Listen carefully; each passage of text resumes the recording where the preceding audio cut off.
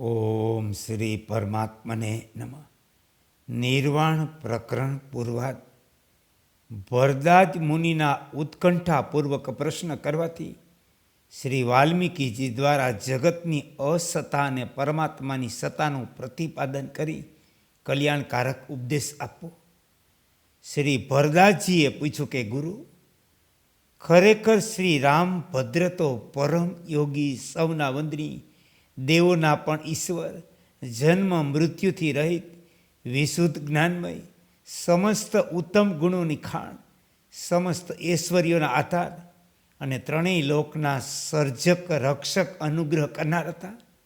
બ્રહ્માનંદથી પરિપૂર્ણ પૂર્ણ જ્ઞાની અને વિશુદ્ધ બુદ્ધિના તે રઘુકુળ શ્રેષ્ઠ શ્રી રામભદ્રે મુનિવર વશિષ્ઠદી દ્વારા ઉપદેશાયેલા આ અતિ પ્રાચીન સમસ્ત જ્ઞાનરૂપી સારનું શ્રવણ કરીને બીજું શું પૂછ્યું?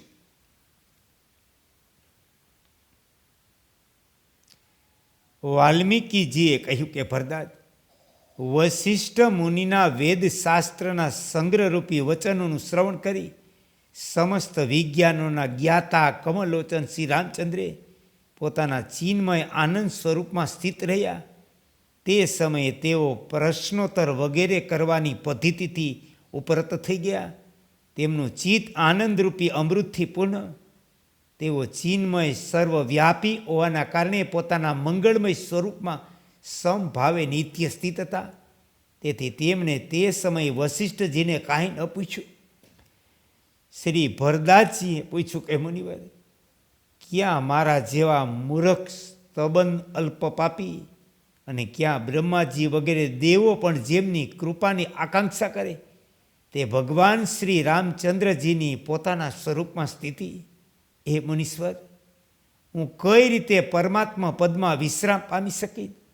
આ દુસ્તર સંસારરૂપી મહાસાગરના મોહરૂપી જળથી કઈ રીતે પાર થઈ શકી? આ મને આપ તુરત જણાવો. શ્રી વાલ્મીકીજી બોલ્યા કે હે શિષ્ય, શ્રી વશિષ્ઠજી દ્વારા કથિત આરંભથી અંત સુધી સંપૂર્ણ રામ વૃત્તાંત મેં તમને સંભળાવી દીધું. હવે તમે પોતાની બુદ્ધિથી પ્રથમ વિવેકપૂર્વક વિચાર કરી પછી એનું મનન કરો. હું પણ તમને આ વિષયમાં જે કંઈ વર્ણન કરવા યોગ્ય રહસ્ય છે તે કહું, એ તમે સાંભળો.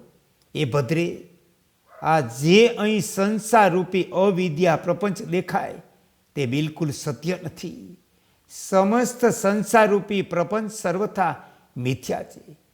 વિવેકી પુરુષ વાસ્તવિક તત્વને યથાર્થ રીતે ગ્રહણ કરી લે. અવિવેકી મનુષ્યો વાદ વિવાદ કરે. એ પ્રિય મિત્ર, વાસ્તવમાં સચ્ચિદાનંદ પરમાત્માથી ભિન્ન કોઈ વસ્તુ છે નહીં. તેથી પ્રપંચ સાથે તમારું શું પ્રયોજન? હું તમને હવે આગળ જે વેદાંત શાસ્ત્રોના રહસ્યો કહું તેમના અભ્યાસથી તમે પોતાના ચિત્તને પરમ વિશુદ્ધ બનાવો. એ મિત્ર, આ જે સંસારરૂપી પ્રપંચ દેખાય તેના મૂળમાં પણ સત્તાનો અભાવ છે. આના અંતમાં પણ સત્તાનો અભાવ છે. મધ્યમાં પણ તેની સત્તા ન હોવાથી આ પ્રતીતિ માત્ર. તેથી વિવેકી પુરુષ આ સંસારમાં બિલકુલ વિશ્વાસ રાખતા નથી. કેમ કે અનાદિ વાસનાના દોષથી આ અસત સંસાર દેખાઈ રહ્યો. આ ગંધર્વ નગર જેવો મિથ્યા, આ અનેક પ્રકારના ભ્રમોથી ભરચક.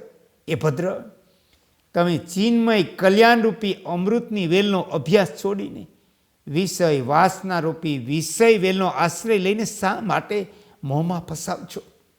એ મિત્ર, આ સમસ્ત જગત ન તો આરંભમાં છે ન અંતમાં પણ.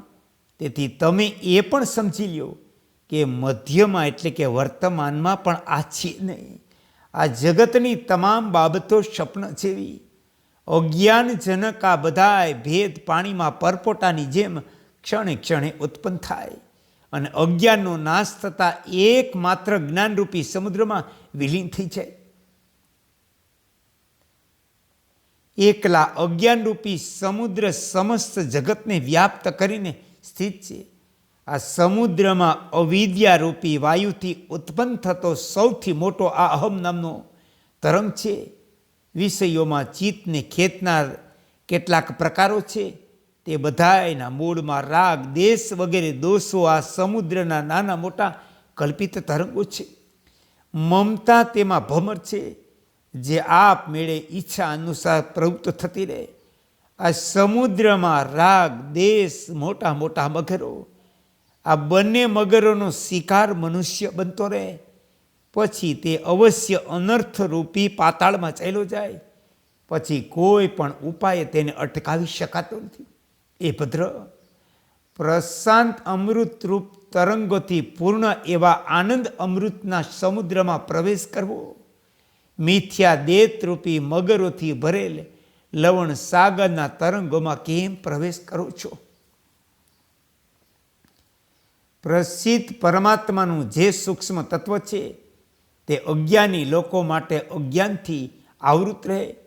તેથી જેમ સાધારણ મનુષ્યને જેમ જળમાં સ્થળમાં જળનો ભ્રમ થાય, તે જ પ્રમાણે અજ્ઞાની મનુષ્યને અનાત્મામાં આત્મામાં અનાત્માનો ભ્રમ થાય. એ મિત્ર, વાસ્તવમાં ન તો અસત વસ્તુની ઉત્પત્તિ થાય, ન સત વસ્તુનો કદી અભાવ થાય. માત્ર માયા દ્વારા રચિત ચિત્ર વિચિત્ર રચનાઓનું આ સર્જન વિસર્જન થતું રહે. તેથી દઢ થઈ ગયેલા અજ્ઞાનીની આ મોહિત કરનારી શક્તિને વિશુદ્ધ સત્વના બળથી જીતી વિશ્વાસયુક્ત મનથી અહિંસા, સત્ય, અસ્તે, બ્રહ્મચર્ય, પરિગ્રહ વગેરે સાધનોનું અનુષ્ઠાન કરો.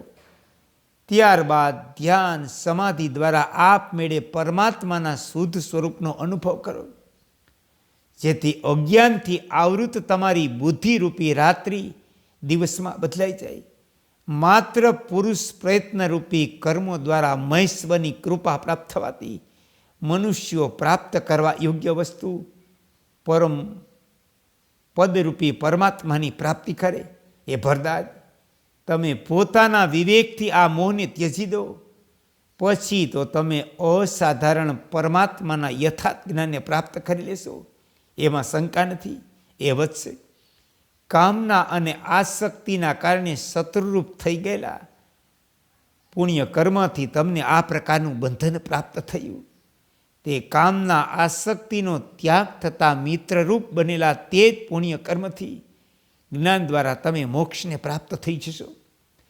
કારણ કે રાગ, દેશ આદિ દોષ રહિત સજ્જનોનો આ સત્કર્મરૂપી પ્રયત્ન તેમના પૂર્વજન્મના પાપોને નષ્ટ કરીને તેમના ત્રિવિધ તાપોને પણ શાંત કરે, જેમ વરસાદનું જળ દાવાનને શાંત કરે.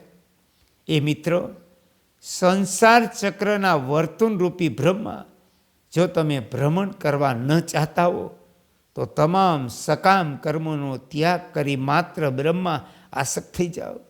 બ્રહ્મા પ્રીતિનો અભાવ, સંસારમાં આસક્તિ છે, ત્યાં સુધી આ મિથ્યા સંસાર દેખાય. જેમ જળમાં લહેરો ઉઠે ત્યારે સમુદ્ર પોતાના કિનારા તરફ જઈને તેની સાથે ટકરાઈને વિખેરાઈ જાય. જળ શાંત હોય તો તે જળ રૂપે દેખાય. એ જ પ્રમાણે બ્રહ્મમાં ચિત્ત સ્થિર હોય તો માત્ર બ્રહ્મ દેખાય. પરંતુ જેમ સમુદ્રના તરંગોથી તણખલા વિચલિત રહે, તે પ્રમાણે જે હર્ષ શોકમાં વિચલિત રહે તેમને શ્રેષ્ઠ માનવામાં આવતા નથી. એ મિત્ર, તેમનું સંપૂર્ણ જીવન હર્ષ વિષાદમાં ઝોલા ખાતું રહે. તેને રાગ, દેશ, કામ, ક્રોધ, લોભ, મોહ વગેરે 6 પ્રકારના ઝૂલાઓમાં ઝૂલાવીને કાળ ક્રીડા કરતો રહે. તેથી તમે આમાં ખીન કેમ થઈ રહ્યા? આ પ્રમાણે ક્રીડા કરનારો કાલ પણ અનેક ઉપાયોથી એક પછી એક અનેક સૃષ્ટિઓને ઉત્પન્ન કરે, વિનાશ કરે અને પછી તુરત ઉત્પન્ન કરે, ફરી વિનાશ કરે. જ્યારે દેવતાઓ પણ દુષ્ટ કાલથી પિન છોડાવી શકતા નથી, ત્યારે ક્ષણભંગુર નાશવાન શરીરોની તો વાત ક્યાં? તેથી હે ભરતાજ, અનેક તરંગોવાળા જગતને ક્ષણભંગુર જાણી જ્ઞાની પુરુષો જરા પણ શોક કરતા નથી. તેથી તમે અમંગળ રૂપ શોકને છોડો, કલ્યાણપ્રદ વસ્તુઓનો વિચાર કરો, વિશુદ્ધ સચ્ચિદાનંદન પરમાત્માનું ચિંતન કરો. જે પુરુષ દેવ, દીજ, ગુરુ પર પૂર્ણ શ્રદ્ધા રાખી વિશુદ્ધ ચિત્ત બની ગયા અને જે વેદ વગેરે સત્શાસ્ત્રોમાં વિશ્વાસપૂર્વક દઢ બુદ્ધિ રાખે તે પુરુષો પર પરમાત્માની પરમ કૃપા થાય. વરદાસજીએ કહ્યું કે ભગવાન, તમારી કૃપાથી મેં બ્રહ્મ જગતના સંપૂર્ણ તત્વને પૂરેપૂરું જાણી લીધું. વૈરાગ્યથી વધીને બીજો કોઈ હિતકર બંધુ નથી. સંસારની આસક્તિથી વધીને બીજો કોઈ શત્રુ નથી. હું મહારાજ વશિષ્ઠ દ્વારા પૂરા ગ્રંથમાં કહેવામાં આવેલા જ્ઞાનરૂપી રહસ્યનો સંપૂર્ણ સાર થોડા શબ્દોમાં સાંભળવા ઈચ્છું. કૃપા કરીને આપ મને કહો.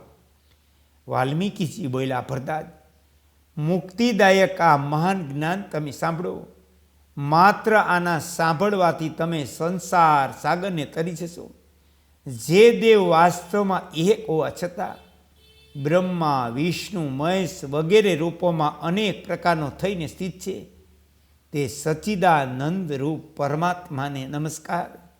જ્યારે સમસ્ત પ્રપંચો પોતાના કારણમાં લય થઈ જાય ત્યારે જે ઉપાયે પરમ તત્વ પ્રકાશિત થાય તે ઉપાયને તમે સંક્ષેપમાં શ્રુતિ અનુસાર કહું તમને. પોતાના અંતકરણમાં તત્વનો પોતે વિચાર કરવો, તેનાથી પરમાત્માને પ્રાપ્ત કરી શકાય. તેની પ્રાપ્તિ થઈ છતાં પુરુષની શોક નિવૃત્તિ થઈ જાય. સત્સંગ અને સત્શાસ્ત્રો દ્વારા પ્રાપ્ત વિવેકથી વૈરાગ્યને દઢ કરીને પુરુષે તે તત્વનું વારંવાર ચિંતન કરવું. ઓમ શ્રી યોગ વશિષ્ઠાય.